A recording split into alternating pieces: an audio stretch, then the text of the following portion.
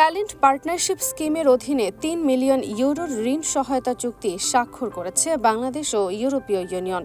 Italy, Germany সহ ইউরোপের আরও কয়েকটি দেশে বাংলাদেশের দক্ষ শ্রমিকের কর্মসংস্থানের লক্ষ্যে এই ঋণ সহায়তা দিয়েছে ইইউ।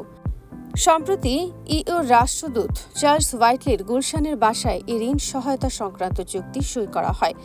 ইইউর রাষ্ট্রদূত বলেন, বাংলাদেশের সঙ্গে ইইউ ট্যালেন্ট পার্টনারশিপ চুক্তির ফলে অভিবাসী ও তাদের পরিবার অর্থনৈতিকভাবে উপকৃত হবে। এই অংশীদারিত্ব সামগ্রিক অভিবাসন ব্যবস্থাপনার উন্নতি ঘটাবে। এছাড়া শ্রম শক্তির দক্ষতা বৃদ্ধি করবে এবং অনিয়মিত অভিবাসন হ্রাসসহ ইইউর বাইরের গন্তব্যের দেশগুলোর সঙ্গে সহযোগিতার জন্য বাংলাদেশের সক্ষমতা জোরদার করবে। হোয়াইটলি বলেন, নিরাপদ, সুশৃঙ্খল এবং নিয়মিত অভিবাসন নিশ্চিত করতে বাংলাদেশ সরকারকে সহায়তা করার জন্য আমাদের প্রতিশ্রুতি কখনো শক্তিশালী ছিল না। ট্যালেন্ট পার্টনারশিপ বাংলাদেশ ইইউ সম্পর্কের আরেকটি মাইলফলক চিহ্নিত করেছে।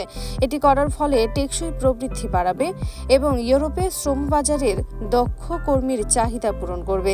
ইউরোপের ভবিষ্যতের জন্য নিরাপদ অভিবাসনকে উন্নীত করা অত্যন্ত গুরুত্বপূর্ণ, বিশেষ করে স্বাস্থ্যসেবা ও কৃষির মতো গুরুত্বপূর্ণ দক্ষ জনবলের অভাব।